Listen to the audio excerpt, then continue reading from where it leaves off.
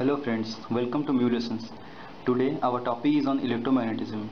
And when we start about electromagnetism, there are two important laws, Faraday's law and Lenz's law. This video will give you a simple idea about these two laws and some applications.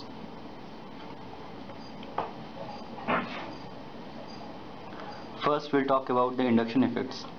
Suppose a bar magnet moves through the coil. Can you guess what would happen? When a magnet moves through the coil, current is induced in the coil, as you can see from the figure. Now, if we change the pole that enters, what will happen to the direction of the current? The direction of the current will change as we change the poles that enters into the coil. Now, the bar magnet is kept stationary inside the coil. So what will happen? There will be no induced EMF inside the coil, as there is no movement between the magnet and the coil. Now the fourth one is the coil moves past fixed bar magnet. So what will happen? Until and unless there is movement between the magnet and the coil, current will be induced, and in this case also there is a movement, so there is an induced current in the coil.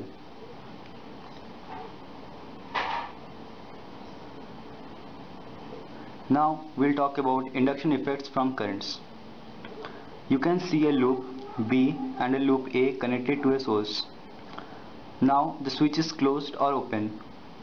In this case, current is induced in coil B. Until and unless there is change in EMF flux linked to the coil, there will be induced EMF.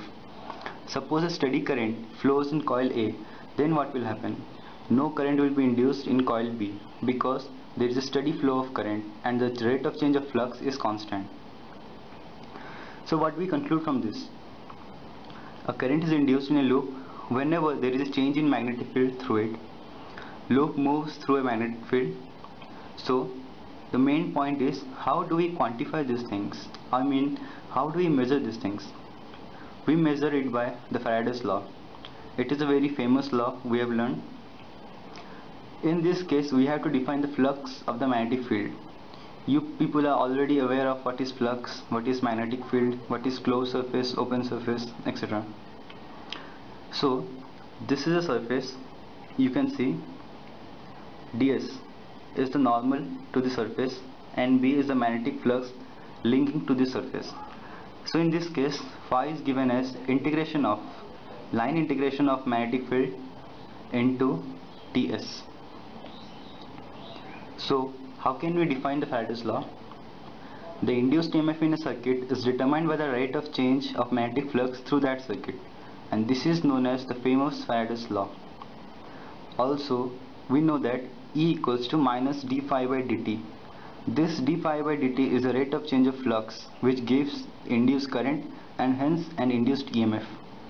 So you may ask why this negative sign is for. This negative sign is by the Lenz's law. The minus sign indicates the direction of current is in reverse direction. What is Lenz's law? The induced current will appear in such a direction that it opposes the change in flux that produced it. This is a very famous law, practically used in motors, generators, and many other things. Suppose we consider a coil and a magnet is moved through it. The north pole is entering through the coil. Now in this case, the south pole is moving outwards from this coil. In both the cases, we will apply the Lenz's law. In this case, the conservation of energy consideration is very important. So what does these two cases tell us about? In this case, when the north pole is entering, the current direction will be anti-clockwise, and when the south pole is exiting, the current direction will be anti-clockwise. That means it appears in such a direction that it opposes the change in flux. So what do we claim from this? Direction of induced EMF current must be so that to oppose the change. If it doesn't happen, it will not obey the conservation of energy and it will be violated. Consider a XY system given as cross sign, that is into the paper, the magnetic field is into the paper, and there is a small rectangle. You can see it is moving with a velocity v. Now The question is, a conducting rectangular loop moves with a constant velocity v in the x direction through a region of constant magnetic field in the z direction as shown. The question is, what is the direction of the induced current in the loop?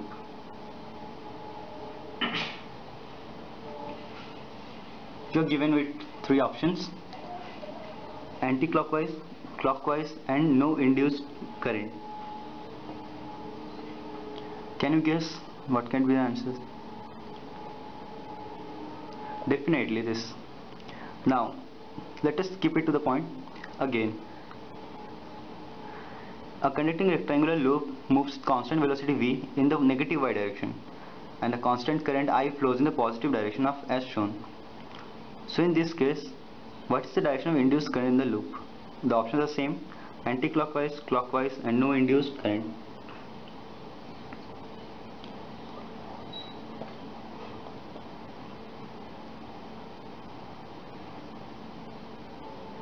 Now I am explaining the first part. A conducting rectangular loop moves in constant velocity v in the positive direction, and the magnetic field is in the negative z direction, that is into the paper. So in this case, there is no zero flux, that is the phi b, passing through the loop, because b is perpendicular to the loop. And when b is perpendicular to the loop, since the velocity of the loop and the magnetic field are constant, there is no change in time. The flux does not change with the time, means the rate of change of flux is zero in this case. And as the rate of change of flux is zero, so no EMF is induced, and hence no current will flow through it. Now, so our answer is no induced EMF. Now coming to the second question, a conducting rectangular loop moves with constant velocity v in a negative y direction and the constant current in the positive direction. So in this case, the flux through this loop does change in time. Obviously it has to change with time, and since the loop is moving from a higher magnetic field to lower magnetic field, there will be a rate of change of flux, and therefore by Lenz's law an EMF will be induced in the opposite direction of the flux. So friends, I think this will give you a very nice clear idea about Lenz's law applications and how can we use it in our practical life. So the answer for this question is, it will move, the current I is induced in the clockwise direction to restore the flux, that is the B clockwise direction. Now I have a surprising question for you, that is, suppose you have a hollow copper rod. Imagine you have a hollow copper rod and you are provided with a plastic ball, a wooden ball, and a small magnet and an iron ball. You keep the rod vertically like this, and these balls are passed one by one through this, and you have to calculate the time when they are received from the downward direction. So you have to answer this: which one of these balls will come down at maximum time? Either it is a plastic ball, wooden ball, magnet ball, or iron ball. Take some time. So the answer is very simple. It is the small magnet. It is because the Lenz's law. When the magnet is put into the copper rod, there is an induced EMF between the coils of copper and the magnet.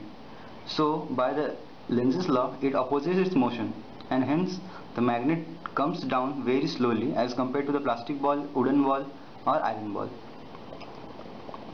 Now we have another question for you. This is a demonstration part. Consider we connect a solenoid to an AC source. This is the side view solenoid connected to an AC source. The flux through our area is perpendicular axis of the solenoid, therefore changes in time. A conducting ring is placed on the top of the solenoid. This is the top view. There will be a force in the ring, hence contains a current which is circulating in the presence of magnetic field. Again I want to demonstrate it. There is a solenoid and we are giving a AC source. The flux through the area perpendicular to the axis of solenoid, therefore changes in time. A conducting ring is placed on the top of the solenoid, will have a current induced in it opposing this change. Then there will be a force in the ring since it contains a current which is circulating in the presence of magnetic field. This is the side, the toppermost is the side view and the second one is the top view. Now we have some questions for you.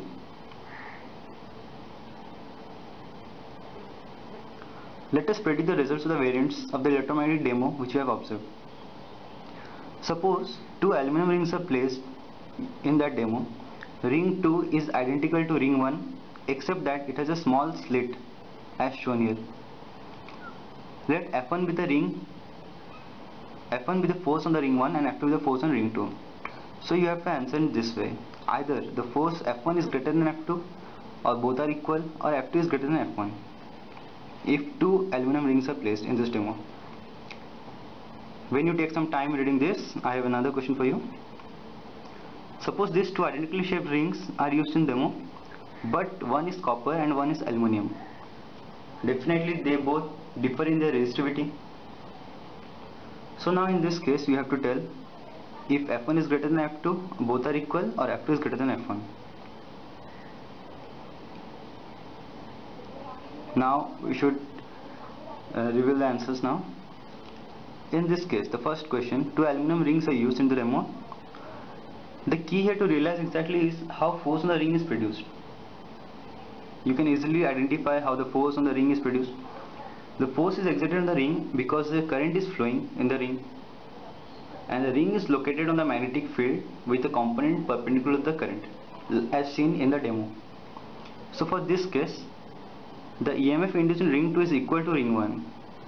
Both the rings are of same size, same material, so the EMF induced is definitely same. But no current is induced in ring 2 because there is a slit produced here. Hence, there is no force on ring 2. So our answer is the force on ring 1 is greater than the force on ring 2. Now the second question. If this is aluminum, ring 1, and ring 2 is made of copper, both are having different resistivities. The EMF induced in each ring are equal. The current induced in each ring are not equal because of different resistivities. This is very important to note. Due to different resistivities, current induced are not equal, and hence the copper has higher resistivity. Copper ring will have larger current induced because of smaller resistance. As the copper wire has less resistivity, the induced current will be more, and hence copper ring will have larger current induced, therefore it will experience a larger force. So our answer is F1 is greater than F2. I hope these questions are solving your conceptual ideas more better than those boring theoretical parts. So let us come out with some calculations. Here it shows a magnetic field going into the paper, that is a cross sign, and a rectangular loop width W moving with velocity V, and there is a distance x it has to move. Suppose we pull with the velocity V of the resistance R through a region constant magnetic field B. What will be the induced current in this case? What direction?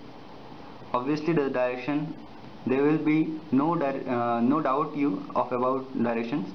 The direction will be given by Lenz's law, that is in clockwise direction. As you can see, the current produced is in clockwise direction. What is the magnitude? Magnetic flux is given as phi equals to B into area.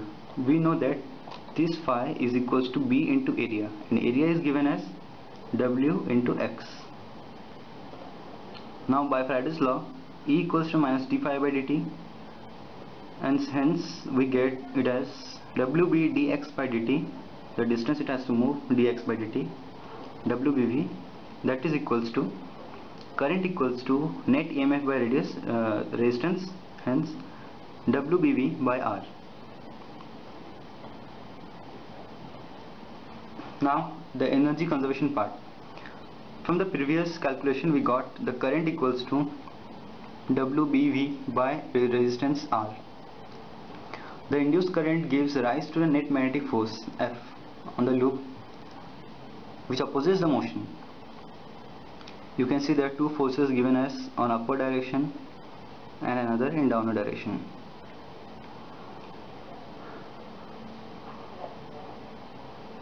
Now from the above calculations we have known F equals to IWV, that can be replaced as current WVV by R, and hence the force comes out to be W square B square V by R.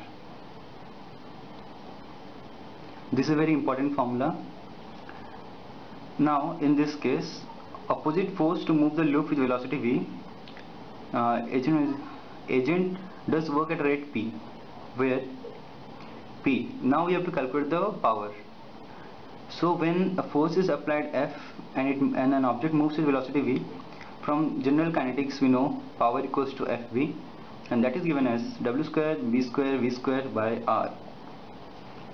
Energy is dissipated in the circuit at rate P, and that P dash is given as I square into R. That is same as W square B square V square by R. These two parts are same.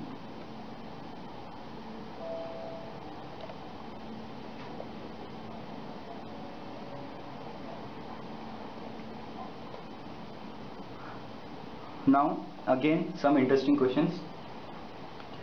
In figure 1, a solenoid produces a magnetic field. Here you can see the solenoid.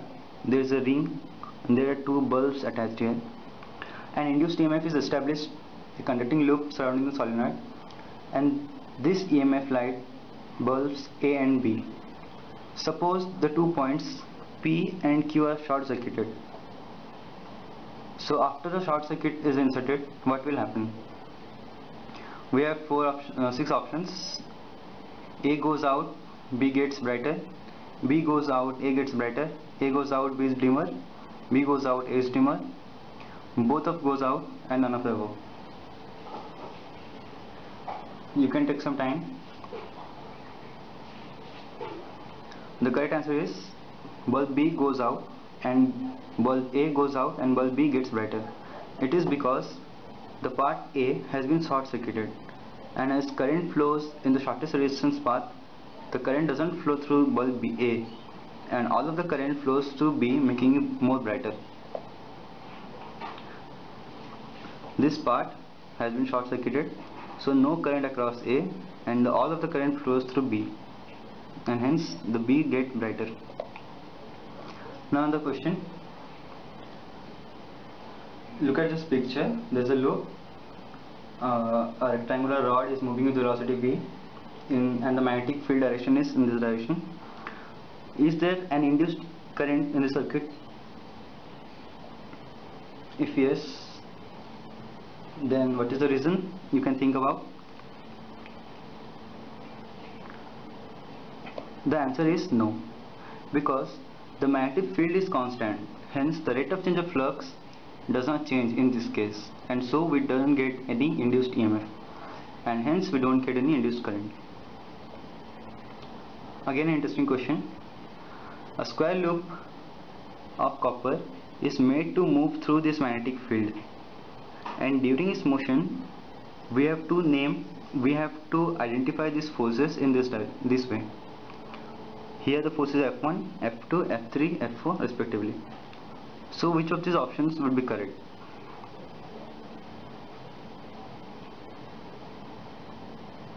You can use your previous knowledge. So the correct answer is A. F2 and F4 equal, and that is greater than F1 and F3. Now look at this picture. In case of F1, this return block doesn't link with the magnetic field, and hence no induced EMF. And in this case F3, the rectangular block links with the magnetic field as a whole. That means the rate of change of flux is 0, and hence no induced EMF. So F1 equals to F3 equals to 0.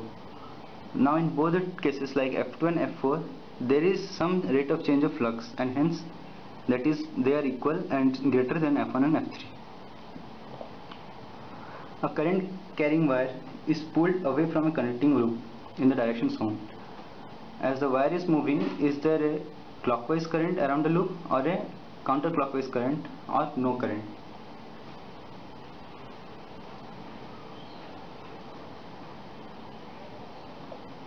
The correct answer is there is a clockwise current around the loop. This I know not to explain these things because you have already seen a lot of questions before. You can find it the directions, and that comes to be clockwise current. Now a continuing loop is halfway into the magnetic field. Suppose the magnetic field begins to increase rapidly in strength. What happens to the loop? The loop is pushed upward towards the top of the page. The loop is downwards towards the bottom of the page. Loop is pulled to the left into the magnetic field, pushed right out of the magnetic field. The tension of the wires increases, but loop does not move. The option answer is the loop is pushed to the right out of the magnetic field. As the magnetic field begins to increase rapidly in strength, this loop is thrown outwards. Now there are simple concepts about magnetic field, rate of change of magnetic field, and EMF produced. We can see in this picture the magnetic field is going into the paper, and a circular loop of radius r. The E are moving tangentially outwards. In this case, the Faraday's law says a changing B induces an EMF which can produce a current in the loop. In order for changes to move the current, there must be an electric field. We can state Faraday's law more generally in terms the electric field which is produced by the changing B. Suppose B is increasing into the screen as shown above. An electric field is induced in the direction shown. To move a charge Q, what is the amount of work done? That work is given as QE into dl.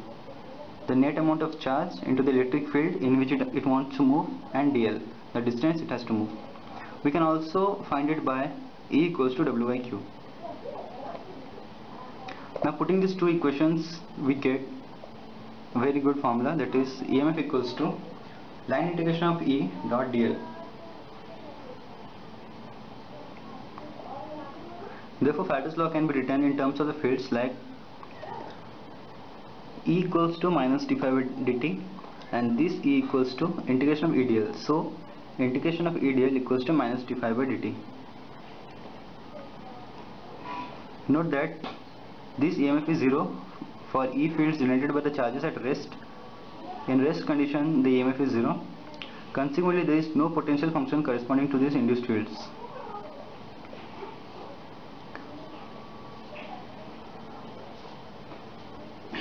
Now here is another question. The magnetic field in a region with a space of radius 2r is aligned with a z direction and changes in time as shown in the plot. What is the sign of induced EMF in the ring of radius r at time t equals to t1? You can see this graph.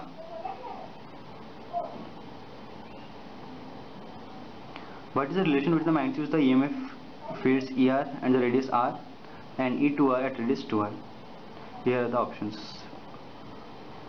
This is little critical question. So I am answering the first question. There will be induced EMF at t equals to t1 because the magnetic field and therefore the magnetic flux is changing. Whenever there is a change in magnetic field or flux, induced EMF is produced.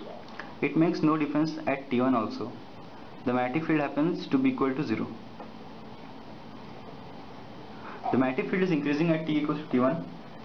Actually at all the times shown, this induces an EMF which opposes the cause and change in flux. That is, the electric field must be induced in a counterclockwise direction. So it would create a magnetic field in the z direction. That is to oppose the cause. Hence, answer is the right one. Now the second question. The rate of change of flux is proportional to the area. That is d phi by dt equals to minus pi r square dv by dt. The path integral of the induced electric field is proportional to the radius, and this E is directly proportional to radius. Hence, the result is important for the operation of the betatron. And in this case, the answer is B, because the electric field is directly proportional to the radius. Now, this is one of the important topic, induced EMF by motion.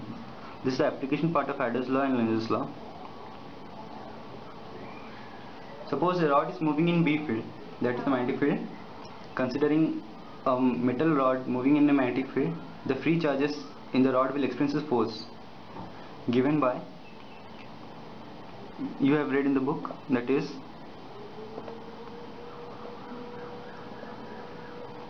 F equals to BQV. The The top of the force would be upwards and negative charge would accumulate on the end. When this metal rod is made to move in electric field, the force exerted is BQV. The work done in separating the charge is given by this force into the distance moved by the force, that is BQV into L. Hence the definition is again E equals to W by Q. The previous result is connected with Faraday's law. To see this is reinterpret Faraday's law as induced EMF along the path of a moving conductor in the presence of constant magnetic field. This induced EMF would be equal to the rate of magnetic flux sweeps across the path, and in this case EMF equals to BLV, because the area swept equals to delta S into L. As a result, we get E equals to d by dt of SBL, hence d by dt of BA, that is equals to EMF equals to d phi by dt. This is the Faraday's law.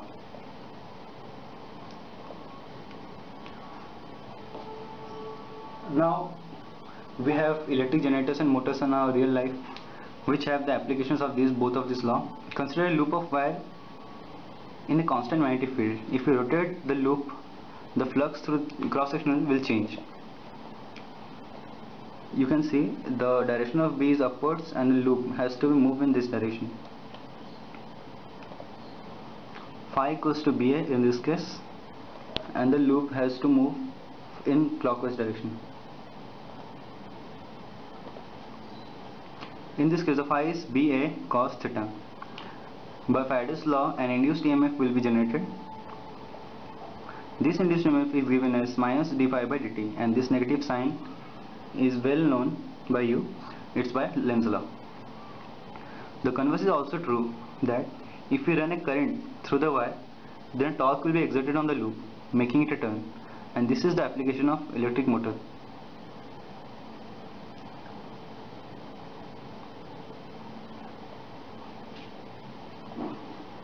This picture shows you two different applications, AC motor and DC motor. So this was all about our topic. Thank you.